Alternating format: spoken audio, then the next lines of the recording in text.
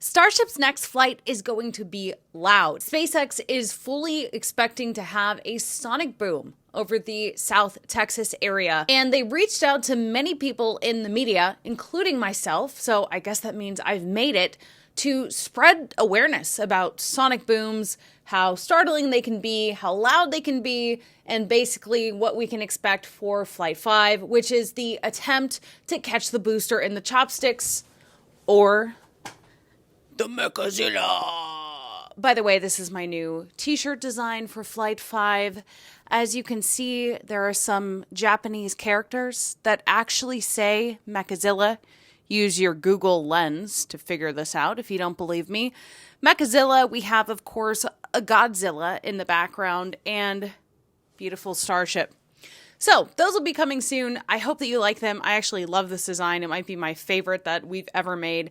And so, if you're interested in ordering one, please let me know and I will open up the store. Now back to SpaceX and their outreach to try and let people know, hey, this is not going to happen actually during the launch. It's going to happen after, and it's going to be really loud. Of course, if you live on the Space Coast, you're probably used to this. But if you live in the Space Gulf, yes, did I just coin that, of South Texas, then this is going to be new. And basically, it's kind of loud, like if you were to hear a thunderclap. SpaceX writes, while these are a known experience to anyone near the Space Coast, there's a potential for this to be pretty novel to residents in the areas around Starbase. So they're doing everything they can to try and build awareness in the community and hopefully surprise as few people as possible on launch day. So excitement is guaranteed, but they don't actually want to surprise people with this one. And that is where I come in, and all the other space creators that can inform their audience about this. But we also know that SpaceX is looking to increase the launch cadence of Starship, which means that there could be potentially more noise more frequently. I know a lot of people will be excited when they hear the sonic boom. And these are going to provide quite a show, because you're going to hear those sonic booms.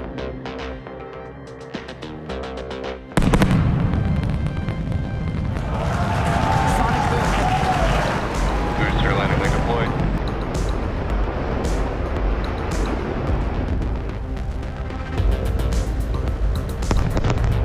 That sonic boom is great for us. That thunderclap broke the sound barrier.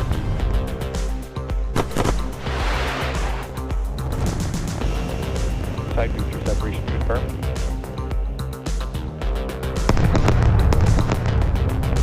Just heard the two sonic booms here in the room. Booster landing confirmed.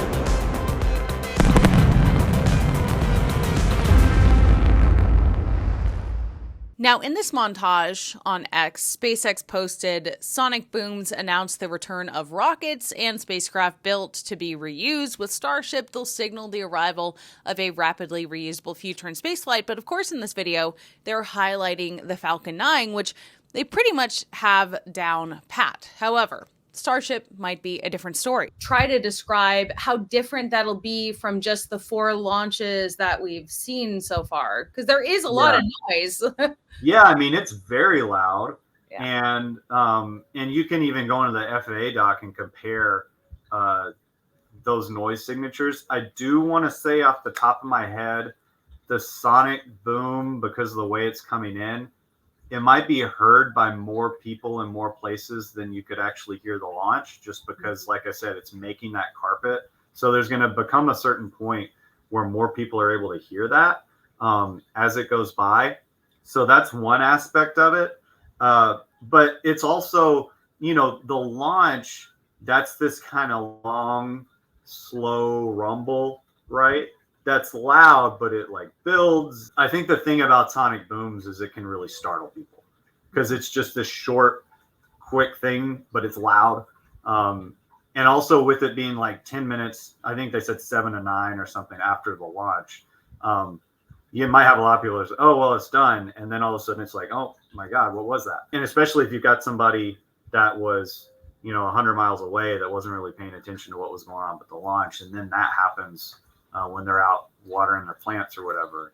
I think they don't want the, you know, half of South Central Texas to freak out. Now, speaking of increasing the launch cadence, the FAA has postponed some Starship hearings to talk about this. There were 4 in-person public meetings and a virtual meeting scheduled to receive public comments about SpaceX's plans to launch and land up to 25 Starships annually from Starbase. But we learned earlier this week that the FAA canceled those meetings and we still don't have the makeup dates. This is unusual, but an agency spokesperson said pretty vaguely that the FAA is seeking additional information from SpaceX before rescheduling the public meetings, but didn't really say why. Coincidentally, or maybe not so coincidentally, a few hours after this announcement, CNBC reported that SpaceX violated environmental regulations by repeatedly releasing pollutants into or near bodies of water in Texas. But it's not just that. SpaceX fought back against CNBC, posting on X that these claims are false. So what did CNBC say? Well, their article cited a notice of violation issued by the Texas Commission on Environmental Quality. It focused on SpaceX's water deluge system at its launch pad at Starbase. The EPA also informed SpaceX that it violated the Clean Water Act with the same type of activity, according to CNBC. But SpaceX posted the story on Starship's launch operations in South Texas is factually inaccurate. It's a pretty lengthy statement, but they say throughout our ongoing coordination with both TCEQ and the EPA, we have explicitly asked if operation of the deluge system needed to stop, and we were informed that operations could continue. SpaceX also says that their launchpad deluge system only uses potable drinking water, and the company is also working on obtaining a new permit from the TCEQ, which will cover their plans to bring online a second launch pad with a new deluge system. So I'll link the CNBC article and the statement from SpaceX in the description of this video, but this could be why we have a hang-up on those FAA meetings, and we might not know for a while if those additional launches are approved. But let's get back to talking about Flight 5. So I reached out to Dr. Chris Combs, who teaches at UT San Antonio. You've seen him on my channel a few times before if you've been watching for a while. He teaches at UT San Antonio and runs the hypersonic tube facility with a nominal operating Mach number of 7 for their wind tunnel. I figured he was probably a better person to explain these sonic booms and the potential that they have, so let's get into it. Yeah, it's a thing where it's loud enough, it can kind of cause a panic if people aren't expecting it, really. You know, there's some videos that you can search for where, for some reason or another, some Air Force had to scramble jets, and so they take off at supersonic speed, which they don't normally do over land, but in like an emergency situation, they will. And then there's a bunch of people just hanging out outside or even in their houses, and they hear this big boom. And then everybody gets on Twitter and says, was there a bomb that went off, or, you know, what happened?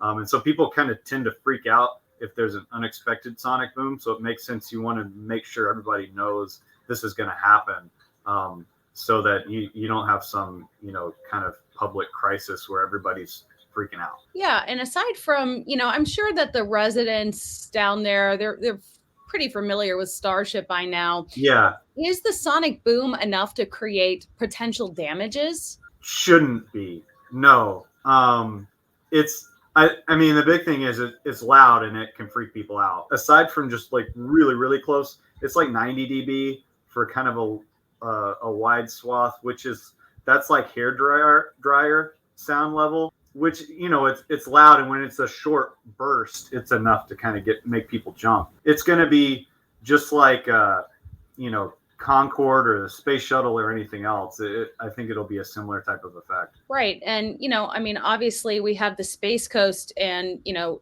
Starship wants to increase its launch cadence, maybe to have a space gulf.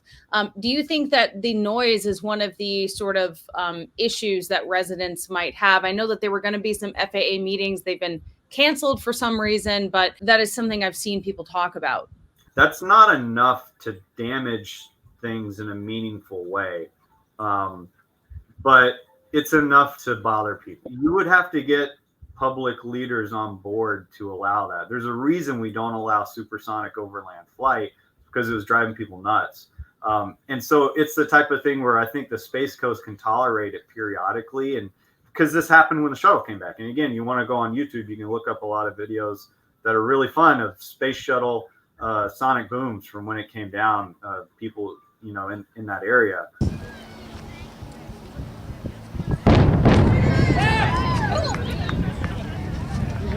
If they get to the cadence they have talked about before, and then it's happening every day or something like that, or if it's a really regular thing, that's where it might start to be limiting and could be more of an issue they have to work around. For the experimental stuff they're doing right now, I think it's, as long as they inform the public, I think that's something people are willing to tolerate for the most part. But yeah, if it gets to be like a constant thing, you might have some folks start to get upset.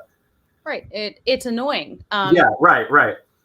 That's why NASA's working on the X-59, but you know, it's probably design limiting to try and come up with a way to make Starship not produce a loud sonic boom. You got a lot of other things that are higher up on the engineering chain than that. Sonic booms have actually caused some issues for things like the Concorde, which was a supersonic airplane that was just kind of loud and obnoxious. In fact, NASA is currently working on a much quieter version called the X-59 plane. Explain sort of the Concorde era and then what they're trying to do with X-59 and your thoughts or predictions about it. Yeah, so basically when you have something moving at supersonic speed, if it's moving faster than what we call the speed of sound, and that's really just a convenient term. A lot of things move at that speed, not just sound. It's really any pressure disturbance in the gas that you're working in. And so in air, you know, it's like 350 meters per second. Sorry, my brain in this, it usually works in metric. And it's about the length of like a par 4 hole at a golf course in 1 second. Okay. And so that's how fast any pressure wave or disturbance moves in atmospheric air. When you start moving faster than that, the air molecules can't communicate with the ones in front of them any faster. And so they don't get a heads up to like move out of the way. There's an airplane coming. And so what happens is you create a shock wave, and that's nature's way of accommodating for that change in conditions. It's very sharp, because you shouldn't have molecules that actually go through the solid vehicle. That physics isn't going to let that happen either. And so you get these shock waves that form up. One thing that people don't understand often about sonic booms is it's not like you get this one loud noise when you crack through the sound barrier. When you're moving at supersonic speed, you have those shock waves that are attached to the vehicle at all times. And everywhere you go, you're basically creating a carpet underneath you of sonic boom. All right. And so imagine a cone of shock wave around whatever's moving. That cone is moving along the ground where it hits the ground. Everything that touches here's a sonic boom as long as it's moving faster than Mach 1. And so like when you look at the FAA docs that SpaceX provided, you can kind of see evidence of like that path, and the noise level is dependent on how high up it is, how far away you are from the center line, and all kinds of stuff like that. So they did a bunch of math to figure out what the pressure level should be at different places, right, to predict that kind of stuff. And so like with Concorde, it wasn't supposed to be able to fly over land because it would create a sonic boom carpet for its entire path that it was flying at supersonic speed. It's not just a takeoff, right? It's not just at landing, it's the entire flight. So that's a big part of the problem. And so what they're trying to do with X-59 is design the airplane in a very clever way where if you look at those waves in the far field, because you got a plane that's up flying at altitude, all right, and you've got all this space to work with where the waves are going to spread out and dissipate and do different things. If you can be clever enough where those waves kind of cancel each other out or they're weak in certain spots, then suddenly you don't have this big abrupt pressure change and you can smooth that signature out. And what they're trying to achieve is what they're calling a sonic thump.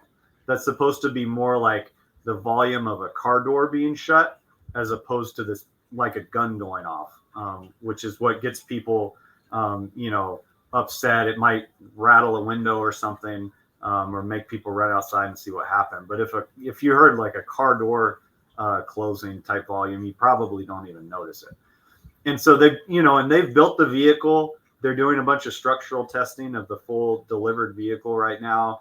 I think for a while ago, they had said they were going to do testing Q4 2024, like actual flight. I don't know if they're going to do that still or not, but it's getting closer to that. And they've also done a lot of stuff just trying to understand people's perception of this level of volume. You can play some tricks if you fly at an angle with a regular aircraft. One side of that will have a very strong sonic boom, and the other side will have a weaker one. And so they've actually flown some jets around different places and created sort of a similar sound that the X-59 will make by flying at a funky angle.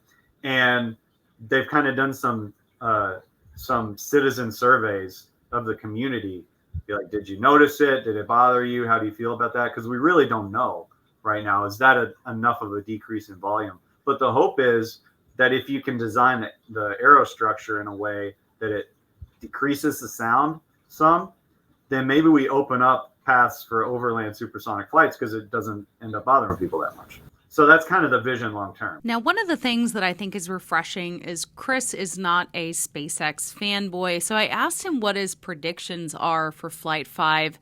And just keep in mind, trying to catch the booster in the chopsticks will be no simple feat. So here's his predictions. It seemed like the weak point was kind of around the hinges for some of the flaps and things like that, which makes sense. It's not an unsolvable problem, like we've said with a lot of things, but it's just technically challenging and exactly how they optimize that. But I'm sure they're leaning on what we learned from Space Shuttle 2 because it had similar things it had to deal with. Because anytime you've got something that has to move, there's a seal or a hinge somewhere that you have to be able to protect while still allowing it to move. And then obviously they don't want to just add a ton of weight doing that. So if they're able to get that to work on the next try, that'll be interesting to see. It's like with Starship entry, they're way more concerned about just keeping that thing survivable than the aerodynamics of that shape. Right. And so you're willing to make some sacrifices in weight and material selection and an optimization of like drag resistance just so that you can keep that thing intact. And it's when you get to problems like that, we start saying something's hypersonic. Right. And we are also, hoping that the heat shield holds up a little better. Yeah. And, like I said, I haven't seen a ton of data on kind of the bulk, big part of the structure. But we saw through the cameras, the burn through happen around the fins, which, like I was saying, that makes sense because you have these gaps where the seals where the seals are going to be, and like where you have these hinges. That stuff's harder to protect. And so that's, there was some hot gas and plasma that was able to sneak in through there. And so being able to seal all that up, I'm sure that's a thing they're working on hard for this cycle. And then, but yeah, I don't know if other places that we couldn't see from the live feed, if there were spots that were also weak that they need to reinforce. And I'm curious about what they learned from their little tile experiments too, where they had some that were missing. So I'm sure they got a lot out of that because they got through so much of reentry. You can tell they're beefing it up in some spots.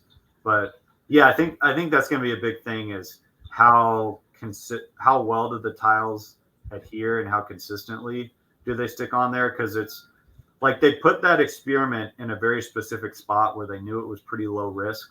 The heating was going to be lower down there, and also there's less risk for like catastrophic damage if there was a burn through down there. If you lose the wrong tile in the wrong spot, it could go worse, and there's a lot more uncertainty there. And so it'll be interesting to see like how much effort they think they have to put into making sure that all the most critical tiles stay in place. Yeah, I was surprised that they're going to go for the catch on Flight 5. Something seems soon about it, but then you think of Falcon 9. It's like they know how to do it, but it feels pretty soon. And I mean, and the other thing is, if it explodes, that might be louder than the sonic boom that they're worried about. Depends on how far away you are. But for some places, if it hits the chopsticks and doesn't stop, that's going to be a bigger noise. Well, talk about, because obviously we watch the launches in a very different lens. You have much more, technical understanding of this. What is your prediction for Flight 5? I would expect that Starship is going to be more survivable. We might see something with Starship like we saw with Booster on Flight 4, where it seems like it pretty much makes it to the ocean intact. Whether it's like looking really great by the time it gets down there, I don't know, but I have a feeling it's going to maybe make it down to the water this time, with like video. Yeah, Booster, I think that they will get in the vicinity of the chopsticks. I would be really surprised if they actually successfully caught it. That's a really hard thing to get right the first time. Well, what do you mean get in the vicinity? Like what would that look like without catching it? I mean, because what if even you're there, but you're off by a few feet, or your orientation is off by a few degrees?